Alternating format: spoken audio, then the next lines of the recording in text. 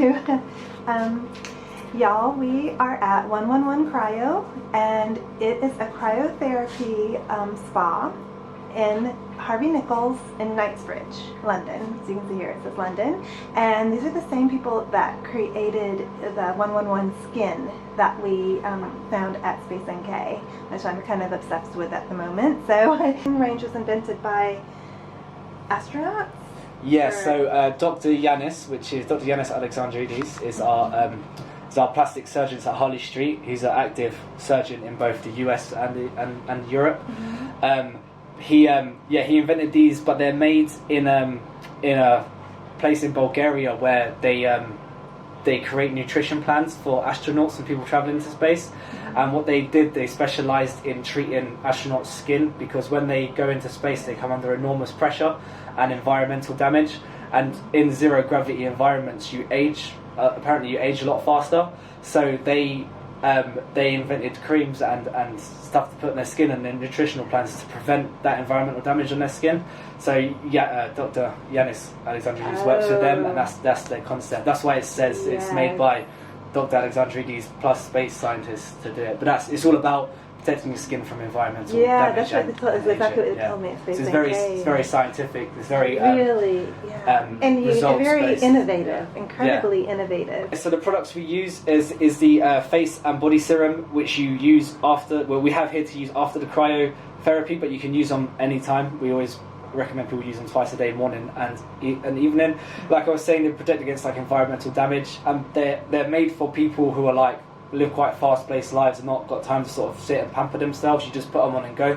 Basically, they're fast-acting like that.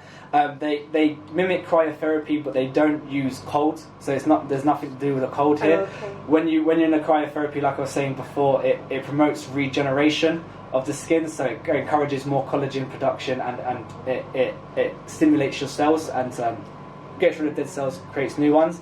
So these basically do the same thing by inside them is the active ingredient which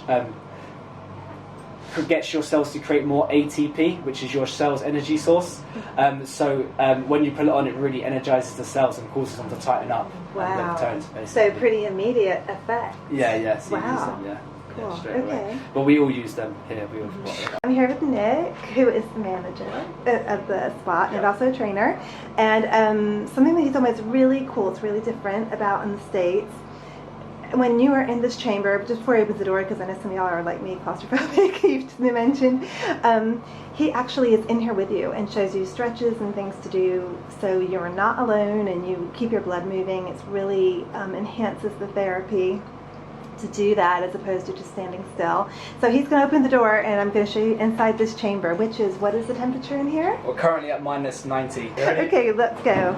Woo! Oh my god. Moisture from the outside area. Whoa. Freezing. So that's why it gets misty. Oh man.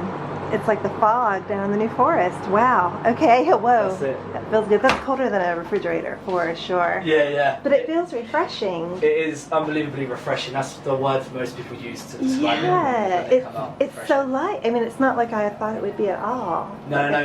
Super. Yeah. It's not as blitz as what you'd imagine. Yeah. It's so refreshing. Lots of people do it as like a hangover sort of cure. Yeah. It perks you up and it's really refreshing. And it probably gets the moisture to your... Well, so Nick, so before I was sort of like a cryotherapy newbie, and I didn't really know the benefits. So can you tell everybody what are some of the really good benefits, health and beauty of cryo? Cool. So the 4 main ones we advertise here at 111 Cryo. First is pain relief. So if you suffer from any sort of chronic conditions where you're in constant pain, it helps reduce the amount of pain you feel. Day to day, it's not a cure for those things, but it helps manage the pain better and improve your quality of life. Invented for arthritis and other rheumatic diseases originally, so it reduced the amount of chronic pain these people felt and increased your mobility. It does that by the release of endorphins, which is a natural painkiller because it's a morphine-like hormone, but it also makes you feel really good as well, and it really lifts your mood. The next one we have is beauty enhancement. It's really good for your skin because it helps oxygenate your skin, gets your blood pumping around your body, and encourages the production of more collagen. And it's really regenerative for the skin, so it encourages getting rid of dead skin cells and replacing them with new skin cells. So it's really good for conditions like eczema and psoriasis, can really alleviate the symptoms of those.